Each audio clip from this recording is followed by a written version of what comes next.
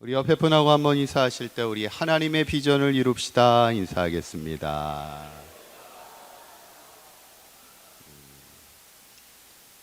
어떻게 한 주간도 평안하셨습니까? 네. 여러분 혹시 뭐 하실 말씀 있으신가요? 네. 여러분 혹시 그 카지노 가보셨나요? 안 가보셨나요? 저도 한 번도 안 가봤습니다.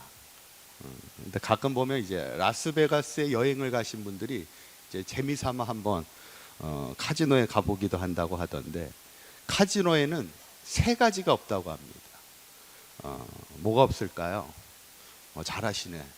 첫째는 시계가 없고, 둘째는 거울이 없고, 셋째는 창문이 없다는 거예요. 이 세 가지의 공통점이 뭔지 느끼시겠죠? 자신의 현실을 인지하지 못하게 하는 거예요. 지금 얼마나 시간이 가고 있는지, 지금 내 모습이 어떻게 변해가고 있는지, 바깥 세상이 어떻게 바뀌고 있는지 전혀 인지하지 못하게 하는 거예요. 그래서 한번 도박에 빠지면 자신의 현실을 인지하지 못한 채 계속 헤어나오지 못하게 하는 거, 이게 참 무서운 거죠. 여러분, 우리가 인생을 살면서 내 자신의 현실을 잘 인식하지 못하고 인지하지 못하는 것, 참 무서운 일입니다. 그래서 우리는 항상 내 자신의 모습을 항상 인지하고 인식하며 살아가야 되는 것이 중요한데, 또 그것만큼 또 중요한 게 있어요. 현실을 인지하고 인식하는 것, 그 이상으로 또 중요한 것은 미래에 대해서 인식하고 인지하며 살아가는 것이 우리에게는 중요합니다. 왜 그럴까요? 그렇지 못하면 우리는 현실에 머무는 인생이 되는 거예요. 항상 우리는 현실에 충실한 인생이 되기는 해야 되겠지만 미래를 꿈꾸는 그런 인생도 돼야 하기 때문입니다. 그래서 제가 아이들을 만나면 항상 묻는 질문이 있어요. 뭐라고 물을까요? 제가 아이들을 만나면 너는 꿈이 뭐니? 이렇게 묻습니다. 그럼 근데 아이들을 이렇게 가끔 보면 꿈이 맨날 바뀌어. 이때는 이렇게 얘기했다가 저 때는 저렇게 얘기하다가. 근데 그거는 크게 상관이 없습니다. 꿈을 꾸고 있다는 건 뭐예요? 내 미래에 대한 생각을 가지고 있다는 거예요. 여러분, 꿈을 정의하면 이렇게 얘기할 수 있습니다. 내가 앞으로 이루고 싶은 나의 희망사항입니다. 그래서 우리는 꿈을 가지고 살아가야 되죠. 그런데 우리 그리스도인에게는 꿈보다 더 중요한 게 있습니다. 뭘까요? 항상 저는 제 답을 항상 이렇게 띄워놓고 질문합니다. 그죠? 우리에게는 꿈보다 더 중요한 게 뭐예요? 비전입니다. 여러분, 꿈과 비전의 차이가 뭘까요? 아마 이거에 대해서는 여러 가지 책들이 많이 나와 있는데 저는 이렇게 정의하고 싶습니다. 꿈은 내가 앞으로 이루고 싶은 내 개인적인 바람들입니다. 그런데 비전은 나를 통하여 앞으로 이루어야 될 하나님의 일들이라. 아멘을 안 하시는데 참 중요한 얘기인데. 그래서 한번 따라해 보실까요? 한번. 비전은 나를 통해 앞으로 이루어야 할 하나님의 일들입니다.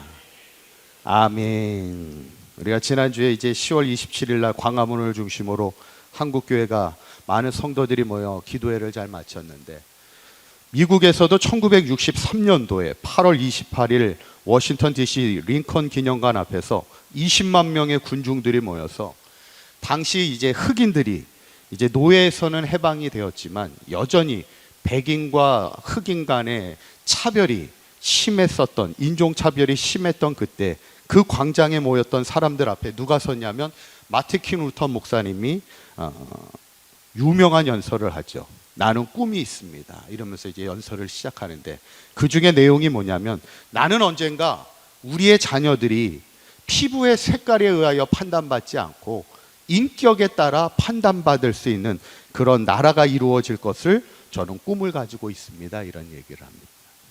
저는 여기서 말하는 꿈은 우리가 오늘 얘기하고자 하는 꿈일까요? 비전일까요?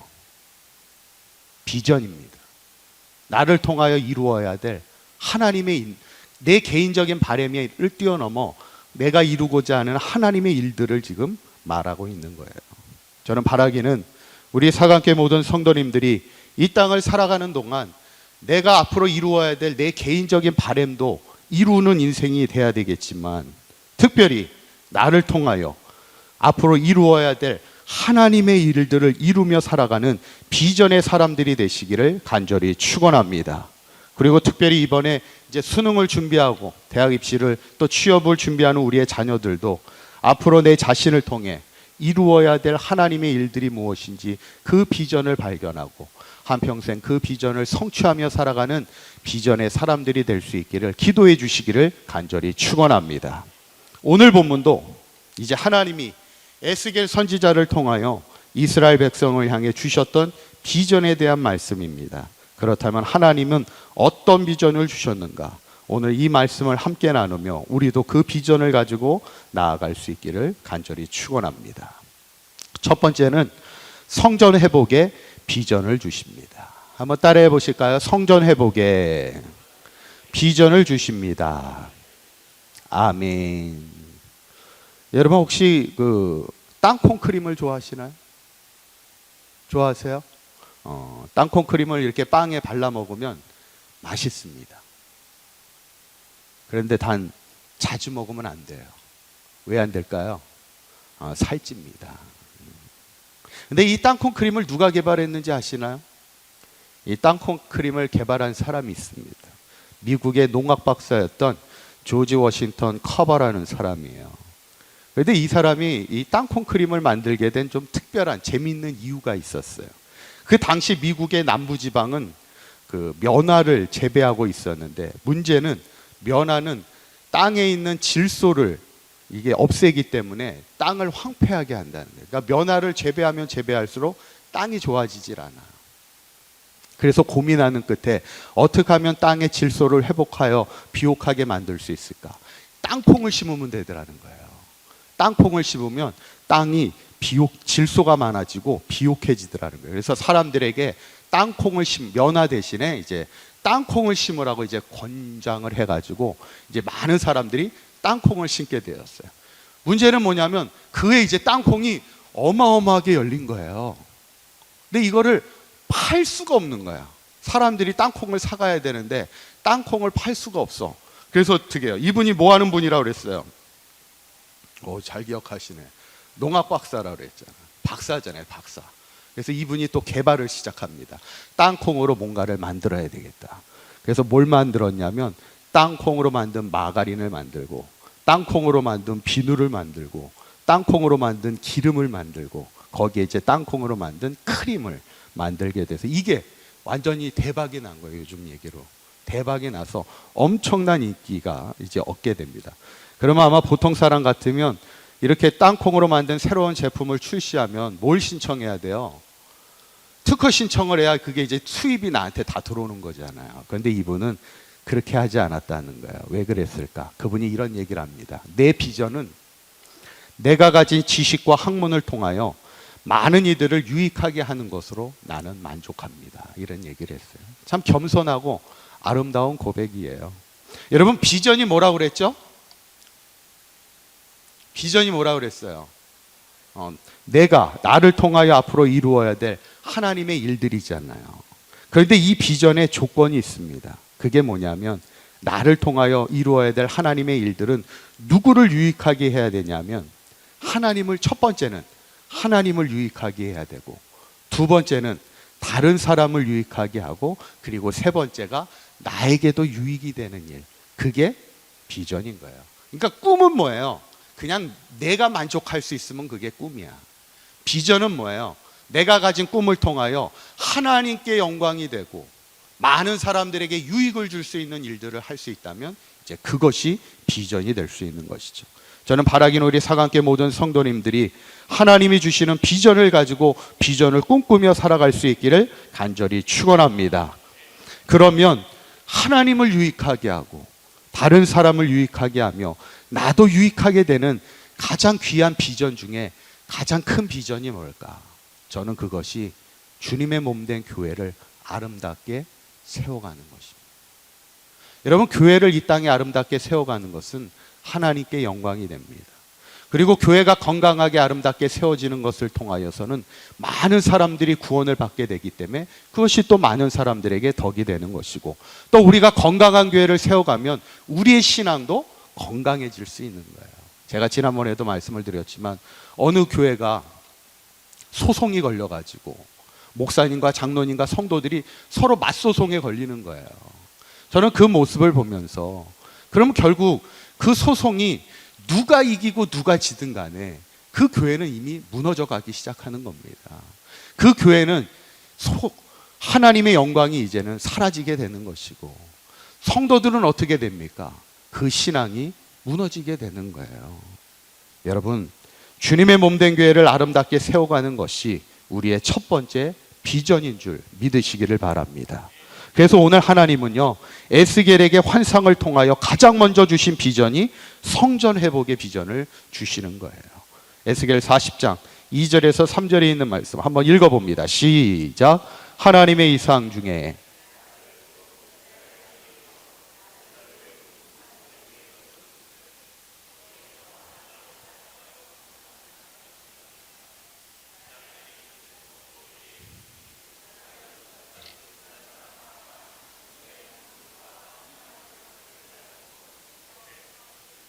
아멘. 우리 2절에 있는 말씀을 한번 보시면 하나님의 이상 중에 하나님의 환상을 통하여 에스겔에 보여주시는데, 나를 데리고 어디 땅에 가세요? 이스라엘 땅. 지금은 바벨론의 포로로 끌려가 있지만 환상 가운데 이스라엘 땅으로 다시 돌아가게 하셔서 나를 매우 높은 산 위에 내려놓으시는데, 거기서 누구를 만나냐면 그 다음 구절을 3절에 있는 말씀을 보시면 거기에 녹같이 빛난 사람 하나가 있는데 손에 뭐를 들고 있어요? 3줄과 측량하는 장대를 가지고 문 앞에 서 있는 거예요. 이 사람이 뭐 하려고 3줄과 측량하는 장대를 가지고 있을까요? 뭐 하려고? 성전을 짓기 위하여 측량하기 위해서 줄을 잡고 있는 거예요. 이 과정을 통해서 이제 성전이 계속 이제 측량이 되고 건축이 되어지는 그 환상을 이제 에스겔이 보게 되는 거예요. 지금 하나님은 에스겔을 통해서 이스라엘 민족, 지금 신앙이 무너져 있는 이스라엘 민족에게 가장 먼저 회복해야 될 것이 바로 성전을 회복하는 것. 이게 너희들의 비전이 돼야 돼 말씀하고 있는 거예요. 왜냐하면 무너진 성전을 다시 재건하면서 하나님의 성전이 바로 설 때 이제 그 땅이, 이스라엘 땅이 지금 절망 가운데 있는 그 땅을 희망으로 다시 회복할 수 있는 그것은 교회밖에는 없다는 거예요. 저는 바라기는 우리 사강교회가 지금까지 122년의 역사 가운데 이 지역의 중심에 서서 많은 영혼을 구원하며 이 땅에 희망을 세워가는 교회로 지금까지도 잘 서왔거니와, 앞으로도 우리 사강교회가 이 땅에 희망을 세워가며 많은 절망 가운데 있는 이들에게 희망을 주는 하나님이 기뻐하시는 건강한 교회를 세워가는 것이 우리의 비전이 될 수 있기를 간절히 축원합니다. 그러면 우리가 어떻게 해야 성전 회복의 비전을 이룰 수 있을까? 그래서 두 번째 주시는 비전은 생명수가 흘러넘치는 성전의 비전을 주시는 거예요. 한번 따라해 보실까요? 생명수가 흘러넘치는 성전의 비전을 주십니다. 아멘. 얼마 전에 뉴스를 보니까 그 가수 조용필 씨가, 조용필 씨는 우리 또 화성하고는 또 가까운 분이신데 11년 만에 정규 20집 앨범을 발표했어요. 아시나요? 혹시 조용필 씨의 나이가 어떻게 되시는지 아시나요? 제가 이렇게 보니까 올해 74세더라고요. 야, 74세에 앨범을 내셨어. 가수로서 참 멋있지 않나요? 참 대단하다 생각을 합니다. 여러분, 우리가 하는 말 중에 나이는 숫자에 불과하다 이런 말이 있습니다. 들어보셨죠? 그런데 또 우리가 하는 말 중에는 야, 나이는 속일 수 없다 이런 말도 있어요. 여러분들은 두 말 중에 어떤 말을 자주 하십니까? 에? 뭐라고요? 속일 수 없어요? 어쩌면 항상 우리가 이 두 가지 마음이 공존하는 것 같아. 여러분, 얼마 전에 이 나이는 숫자에 불과하다라는 카피를 만든 분이 이런 말을 했어요. 나이는 숫자에 불과하다라는 카피를 썼던 나는 이제 나이는 속일 수 없다라는 말에도 공감한다, 이런 말을 썼어요. 그러면 지금 이분은 뭐가 들었다는 얘기예요? 이제 나이가 들었다는 얘기도 합니다. 여러분, 인간은 영과 육으로 지음을 받았어요. 그래서 육은 세월이 갈수록 약해질 수밖에 없지. 지금 80년 동안 한 번도 목사님 저 이번에 이렇게 아픈 게 처음이에요, 그러셔. 이제 80세가 되셨는데. 그러면 이거 얼마나 감사한 거예요. 80세 동안 건강하게 사셨던, 병원에 처음 와봤다는 거야, 내가 내 생전에. 그래서 속상하다는 거예요. 속상할 게 아니지, 감사할 거지. 80세까지 병원 한 번을 안 오셨으면 감사할 거지. 여러분, 세월이 갈수록 육신이 약해질 수밖에 없는 거예요. 그러나 우리에게 중요한 건 뭐예요? 우리의 영은 항상 강건해야 합니다.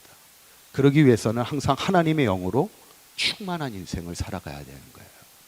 그것이 중요합니다. 교회도 마찬가지예요. 교회는 항상 하나님의 영으로 충만해야 돼요. 그래서 오늘 하나님이 이스라엘 민족에게 주신 비전 두 번째가 뭐냐면, 회복된 이제 성전에서 뭐가 흘러나오기 시작합니까? 2절에 있는 말씀 한번 읽어보도록 하죠. 2절에 오늘 본문의 2절에 있는 말씀 한번 읽어보죠. 그가 또 나를 데리고, 한번 읽어봅니다. 시작. 그가 또 나를 데리고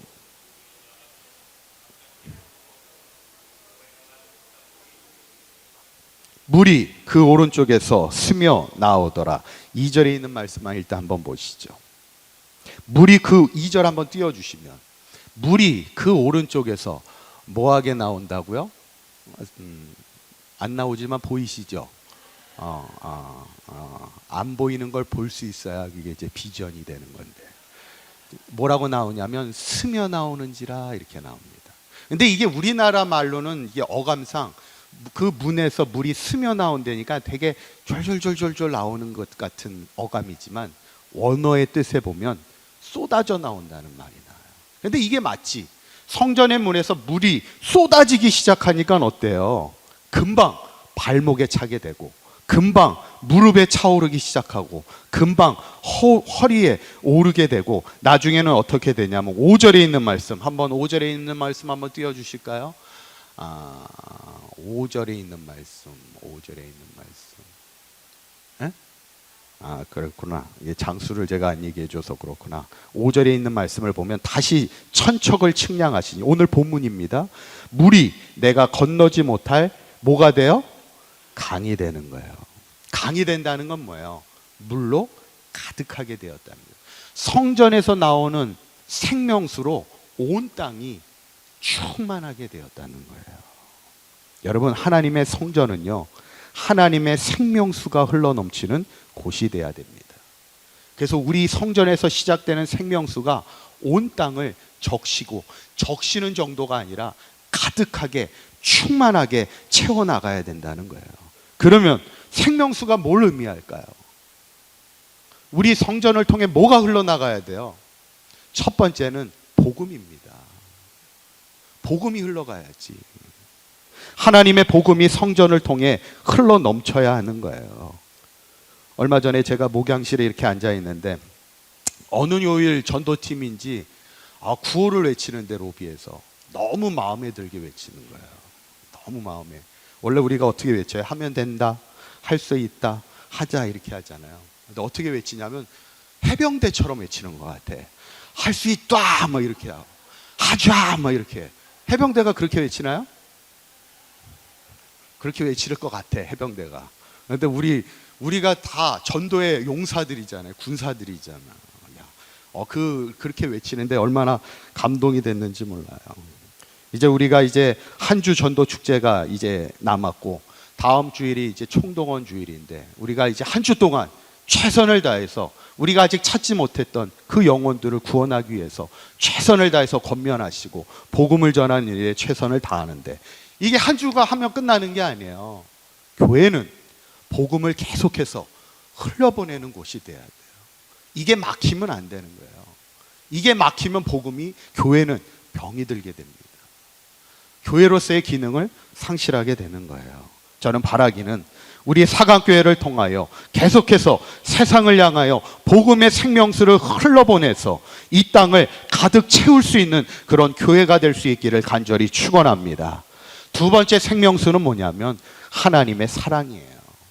교회는 하나님의 사랑을 계속해서 흘려보내야 합니다. 그런데 우리 안에서조차 사랑하지 못한다면 어떻게 하나님의 사랑을 세상에 흘려보낼 수가 있겠어요? 그래서 우리가 새벽에 나눈 말씀처럼 그런즉 믿음, 소망, 사랑, 이 세 가지는 항상 같이 가야 하는데 그 중에 제일이 뭐예요? 사랑입니다. 교회는 사랑이 있어야 돼요. 첫째는 복음이 살아 있어야 되고, 두 번째는 하나님의 사랑이 잃어버리면 안 됩니다.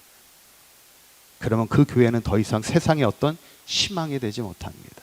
저는 바라기는 우리 사강교회가 하나님의 생명수가 흘러넘치는 교회가 되기를 바라는 이 비전을 가지고 나아갈 때 사강교회를 통하여 하나님의 복음이 세상을 향해 흘러가고, 우리 사강교회를 통하여 하나님의 사랑이 세상을 향해 흘러가서 우리가 전한 복음과 사랑으로 이 땅을 가득 충만하게 채울 때 이 땅의 진정한 희망이 되는 사강교회가 되기를 바라고, 이것이 우리의 비전이 될 수 있기를 간절히 축원합니다.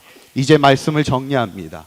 여러분, 오늘 하나님이 에스겔을 통하여 이스라엘 민족에게 비전을 주실 때가 어떤 상황입니까? 이스라엘 민족에게는 바벨론의 포로로 끌려와 나라를 잃어버리고 성전을 잃어버리고 절망 가운데 살아가던 그때였어요. 그때 하나님은 절망 가운데 있는 그들에게 희망의 비전을 주시는 겁니다. 그 두 가지 비전이 뭐예요? 첫째는 성전이 다시 회복될 것을, 성전 회복의 비전과 그 회복된 성전을 통해 흘러넘치는 그 생명수가 온 땅을 적시는 그 성전의 비전을 주시는 거예요. 이것이 왜 중요합니까? 교회가 살아야 우리가 사는 것이고, 교회가 살아야 시대가 살아갈 수 있는 것이기 때문입니다. 저는 바라기는 우리도 때로는 세상을 살다 보면 어떤 절망의 상황을 만난다 할지라도 희망의 비전을 늘 가지고 살아가길 원하고, 우리가 가져야 될 비전, 바로 하나님이 주신 이 성전을 회복하고 아름답게 세워가는 것이 우리의 비전이 되고, 특별히 우리 사강교회를 통하여 생명수가 흘러넘치는 교회가 되는 것이 우리의 비전이 되어서 이 비전을 이루기 위하여 우리가 주님의 몸된 교회를 아름답게 세워갈 수 있는 사강교회 모든 성도님들 되시기를 주님의 이름으로 간절히 축원합니다. 기도하겠습니다.